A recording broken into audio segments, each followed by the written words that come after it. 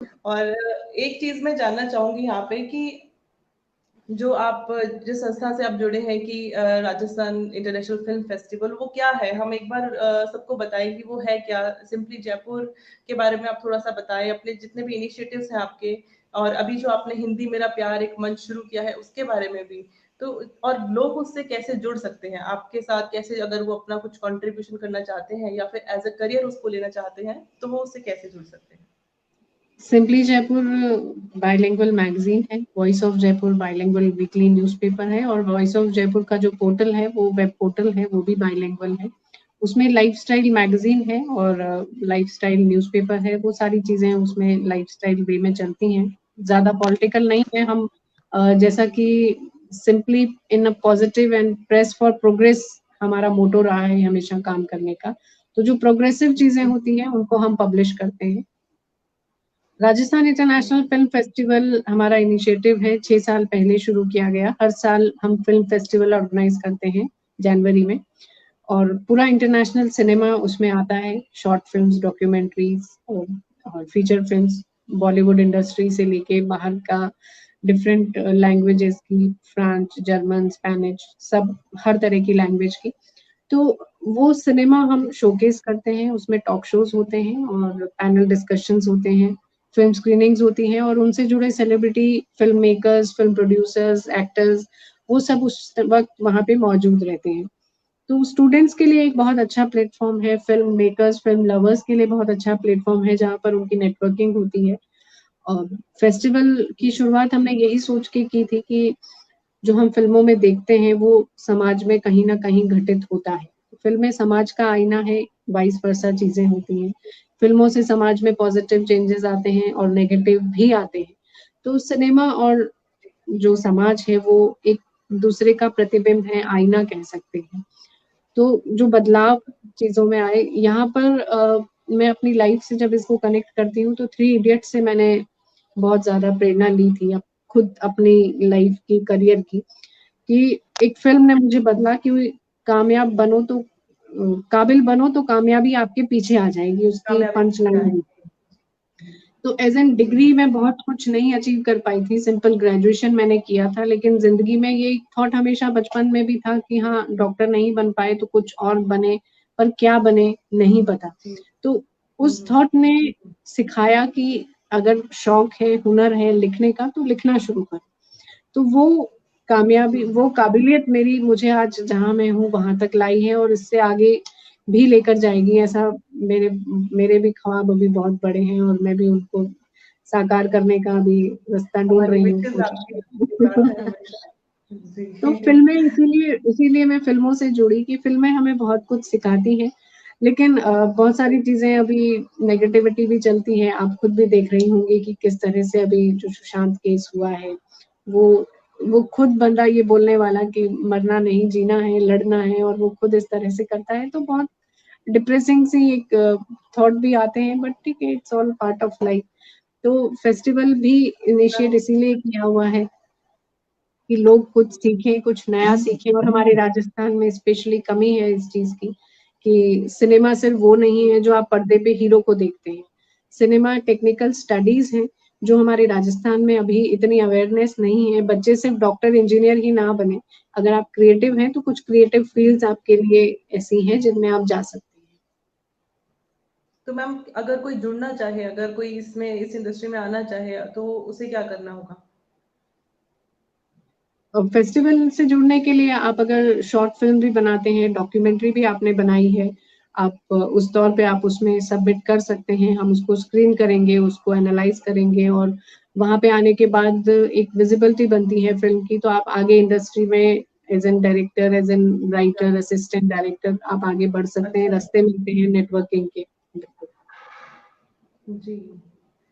जी, ज़रूर मुझे उम्मीद है कि बहुत से लोगों को ये पहली बार पता लगा होगा कि इस तरफ भी हम जा सकते हैं और इस फ़ील्ड में भी अपना करियर बना सकते हैं और इस फ़ील्ड में जाकर भी हम सोसाइटी को बहुत ज़्यादा हद तक इम्पैक्ट कर सकते हैं। और साथ ही साथ मैम हिंदी मेरा प्यार के बारे में अगर अगर उस मंच से कोई जुड़ना चाहे, तो वो कैसे जुड़े? हिंदी मेरा प्यार वो मंच है जो अभी हाल ही में 15 अगस्त को मैंने और दिल्ली में मेरे एक कलीग हैं संदीप कौशिक, हमने मिलके शुरू किया है। वहाँ से वो लोग जुड़ सकते हैं जो हिंदी से प्रेम करते हैं और जो हिंदी का प्रचार प्रसार, ना सिर्फ बड़े लेखक हैं बल्कि हिंदी का प्रचार प्रसार करने के में भी अपना वो एक गर्वित महसूस होते हैं हिंदी में बात करने में, क्योंकि आजकल का ट्रेंड हम जो देखते हैं, बच्चों को प्रॉपरली हिंदी बोलना नहीं आता है, लिखना नहीं आता है, वो काम नहीं करना चाहते हिंदी में। तो जो रूट्स हैं वो कहीं हिल रही हैं। तो उसकी ज़रूरत को देखते हुए हमने ये प्लेटफ़ॉर्म बनाया है अपना, जहाँ पे लोग अपनी भाषा की अभिव्यक्ति, अपनी मातृभाषा से प्रेम करना सीखेंगे। अपनी कविताओं के ज़रिए, अपनी कहानियों के ज़रिए, अपनी बात के ज़रिए वो वहाँ उस मंच से अभिव्यक्ति दे सकते हैं। बहुत खूब मैम। और मैं उम्मीद करूंगी कि बहुत से और लोग आकर आपसे जुड़ेंगे और हिंदी की तरफ हमारा बहुत रुझान आ रहा है। अभी सीबीएसई का जो अभी जो एक एनईपी आई है, न्यू एजुकेशन पॉलिसी, उसके अंदर भी हिंदी को बहुत इंपॉर्टेंस दी गई है। तो मैम एक कुछ बिल्कुल। लाइन्स आप बताइए कि क्यों क्यों हिंदी जरूरी है हमारे हिंदी लिए? इसलिए ज़रूरी है और ये जो ये हमें पॉलिसी जॉब्स दिलाती है।